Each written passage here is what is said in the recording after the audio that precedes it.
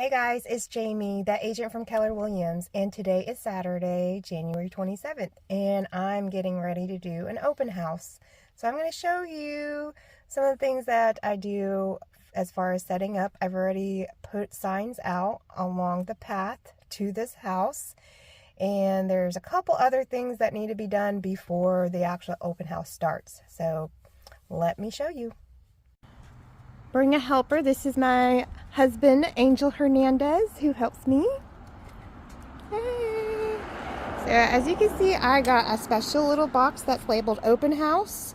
So I have all of my open house stuff in there and then some beverages. And of course, it's Valentine's Day, so of course I brought the chocolate. Hey guys, it's me again. So I just finished setting up for this open house, moments away from starting. And let me show you real quick what I did.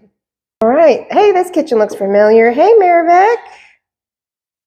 So this is our little display on this beautiful granite stone island that's in this beautiful kitchen. So I've got my little giveaways. I'm doing a $25 gift card to either Panera or Dunkin' Donuts. Scan the QR code.